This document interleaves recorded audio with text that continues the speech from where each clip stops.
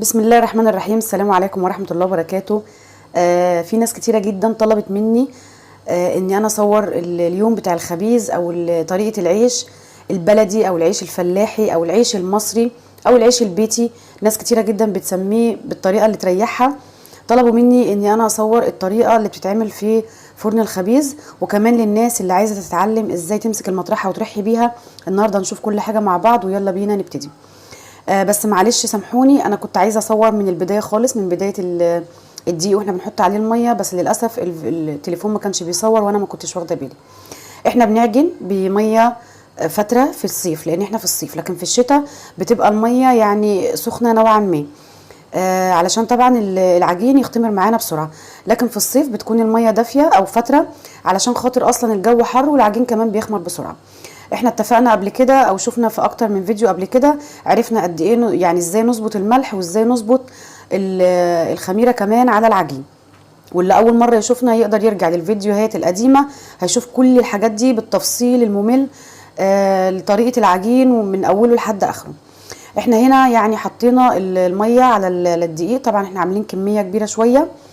واحسن حاجه ان تخلي العجينه معاكي زي الملبن، والعيش كمان لما يستوي يبقى معاكي زي الملبن، ان انتي ما تحطيش الميه الاول وبعد كده تنزلي عليها بالدقيق، لا، خليه الدقيق نخليه كويس، حطي عليه الملح والخميره بتاعته وقلبيه وهو دقيق، وبعد كده انزلي بالميه واحده واحده. وكل ما تلاقي العجينه الدقيق اختفى ولسه محتاجه ميه، انزلي بالميه شويه شويه.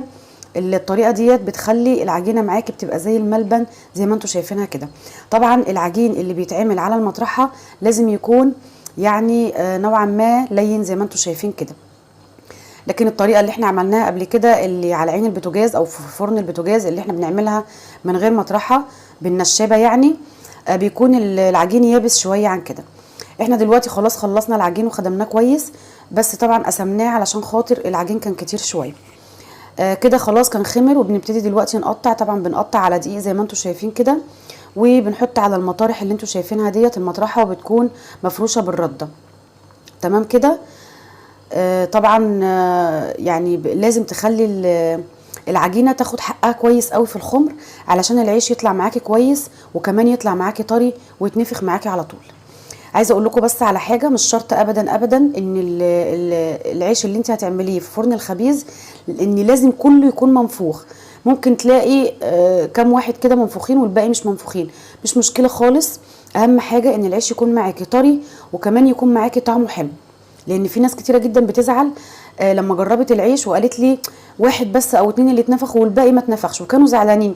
مش شرط خالص ان العيش يكون كله منفوخ، اهم حاجه انه يكون طري، طالع طري، وكمان يكون طالع يعني طعمه حلو. دي كده كانت الكميه التانية اللي احنا نقلناها. بسم الله ما شاء الله، خمرت وملت الطبق زي ما انتم شايفين. احنا كده خلاص قرصنا كل العيش، ولازم بعد ما نقرصه سواء كنا هنعمله بمطرحه او من غير مطرحه لازم نسيبه حوالي 10 دقايق كده يرتاح، لازم علشان يتفرد معاكي كويس وما يبقاش عامل زي الاستك معاكي. تمام كده. هنسيبه كده نغطيه ونسيبه 10 دقايق، وبعد كده نبتدي بقى في الجد. هنشوف بس دلوقتي مع بعض كده طريقة الرح، والناس اللي عايزة تشتغل كده على المطرحة او تتعلم تشتغل على المطرحة. انا بس هنا كنت عايزة اوريكم، احنا بس ده كان اول رغيفين. عايزة اوريكم بس الشعلة اللي في الجناب ديت لازم تكون عالية، ومن تحت بتكون متوسطة، على حسب طبعا برضو درجة حرارة الفرن بتاع الخبيز عندك. لو الحراره من تحت بتكون عاليه قوي ولقيت العيش اتلسع معاكي من تحت يبقى تهدي النار شويه. اهم حاجه الشعلتين اللي من الجناب دول يكونوا عاليين عشان يخلوا الرغيف يتنفخ معاكي وكمان وشه يبقى احمر كده وحلو.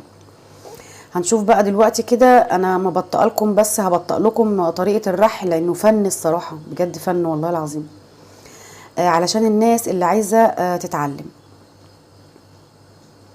بصوا المطرحه يعني اليد بتاعت المطرحه بتتمسك بالايد اليمين، والايد التانية يا دوبك بس انت بتسندي بيها.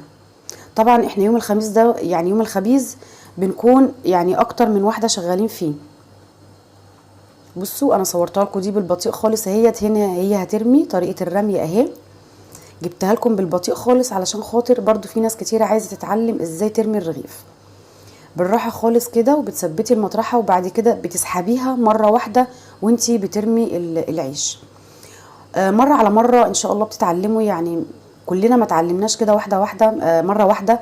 اكيد طبعا كل حاجه بنتعلمها واحده واحده، وزي ما احنا عارفين التكرار بيعلم الشطار، وكلنا شاطرين ومره على مره هنتعلم ان شاء الله. برضو بصوا انا جايبه لكم ديت مصورها لكم بالتصوير البطيء خالص اهي. اليد بتاعت المطرحه بالايد اليمين، والايد الشمال يا دوبك سانده بس المطرحه، يعني الايد اليمين دايما هي اللي شغاله.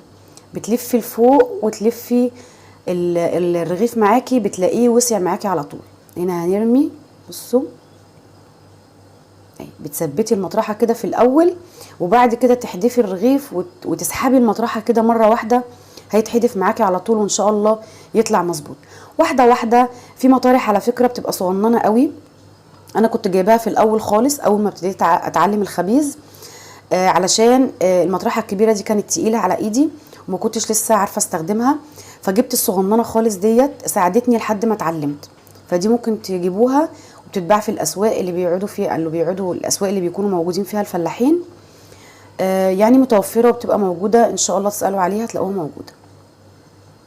شايفين الفن؟ والله فن. كده العيش كنا خلاص يعني هوناه وبنرصه هنا في ملايه كده نظيفه. شايفين العيش وجماله؟ والله الطريقه سهله جدا يا بنات.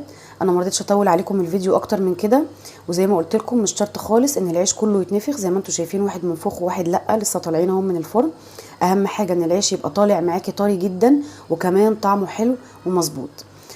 لو انتوا حابين يعني الطريقه بالتفصيل الممل بالظبط، او الناس اللي عايزه تتعلم بالظبط طريقه الرح او الرمي اكتر من كده، اكتبوا لي في التعليقات وانا ان شاء الله انزلها لكم بطريقه بسيطه وسهله عن كده شويه، وتكون بطيئه كمان عن كده شويه. انا بس ما رضيتش اطول عليكم، ويا رب الفيديو النهارده يكون عجبكم، وكل سنه وانتم طيبين، واشوفكم على خير في فيديو جديد ان شاء الله. السلام عليكم ورحمه الله وبركاته.